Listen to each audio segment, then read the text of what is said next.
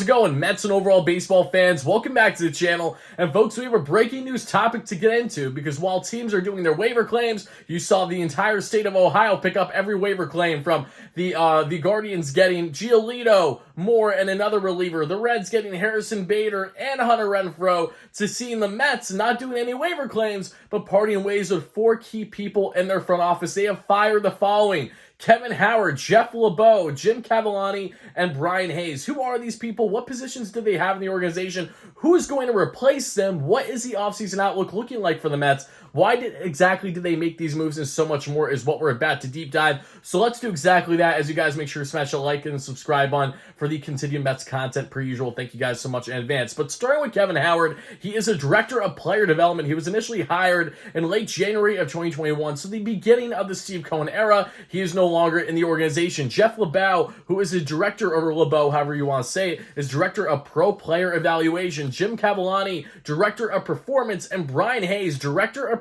baseball development. So why were these guys parted with? Well, it was simple. The Mets have lacked greatly in that regard, especially over the past year. This is an inexcusable season. There's nothing to justify the Mets, instead of being buyers, sellers at the trade deadline this year, with the expectations that they had heading into the season. Player development-wise, the Mets have struggled mightily, that we have seen, and that's something that they certainly need to be better at. They need to be better in their analytics department as well, as they continue to expand, in which it was non-existent, of course, when it was under the Waponzian regime. They're still trying to retool that and work on that quite a bit. But more than anything, this was a directed type targeted plan by Steve Cohen, Billy Epler, and the Mets. As Michael Marino, who did a fantastic job reporting on a lot of this on Twitter, make sure to follow him if you haven't already. Shout out to you, Michael. What a beauty you are. But I really want to get into here, why exactly did the Mets make these decisions? Again, these were targeted. Why? Well, one, the Mets need to make a change to their front office, but two, they're still in search of a president of baseball operations. There's been one name that's been connected to the Mets since I started the YouTube channel 3 years ago, that being David Stearns, a higher up in the Milwaukee Brewers organization.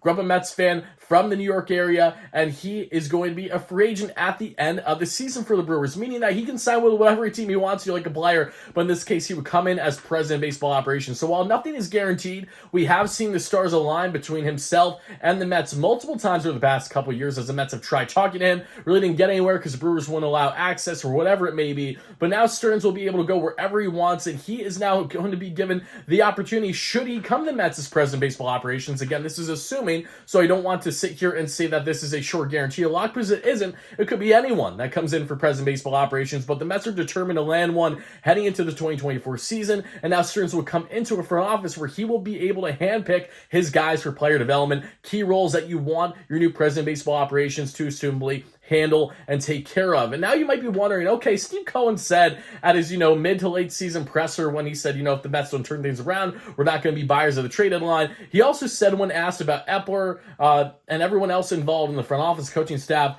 should he fire people? He said he wasn't going to fire anyone because it really doesn't make much of a difference. So you have to wonder what made Steve Cohen go from basically saying, hey, we're not going to part with anyone, we're going to ride them out for the rest of the season, to firing four key people in the front office. This is a major front office shakeup. This is not just some assistants, advisors that have a little impact on the club. No, these are significant impacts that Steve Cohen just said, you know what, I'm going to do my best Trump impression back when he was on, say, The Apprentice. We're not going to get into political aspect, but saying you're fired, that is exactly what Steve Cohen just did. So, okay, Cohen did that now. Why did he do this? Well, it seems to me that the Mets have an idea of what they're looking for the head of the front office, aside from Billy Epler at GM, president of baseball operations. If that is in fact going to be David Stearns, then this again helps put them in the driver's seat, that right direction, and put him in a position where he can go and handpick his guys. Maybe he has guys that he already has an idea that he wants to bring over. Maybe there's some things under the table that we're not aware of that could make it a lock as soon as the offseason ends. Maybe it's someone completely different that we're not aware of. What we are aware of, however,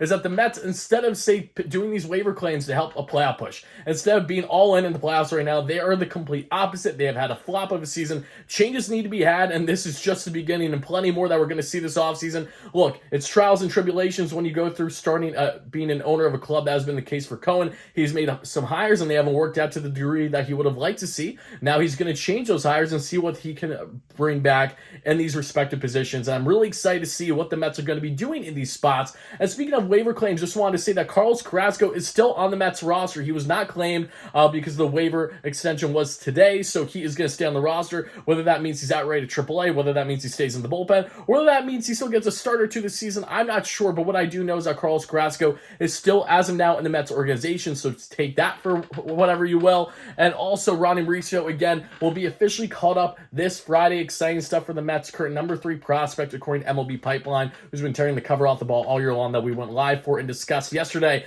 But Mets fans, I want to know your thoughts in the comments below. How do you feel about the Mets parting with the following in Kevin Howard, Jeff LeBeau, Potato, Jim Cavallani, and Brian Hayes? Do you like these decisions? Do you not like these decisions? What do you think the Mets are going to do in replacing these guys? And do you feel the way that I do, that's inevitably going to be the case for once they land at President Baseball Operations, hopefully this offseason, that Pobo is going to be the one to fill in those positions and hopefully put the Mets in the best foot forward to have a productive and hopefully strong 2024 season and an even better 2025, 2026, whatever it may be. Whatever your thoughts are, drop them down below. Thank you so much for the continued support and endless support. Love you guys to death. And as always, let's go Mets, baby. Peace out.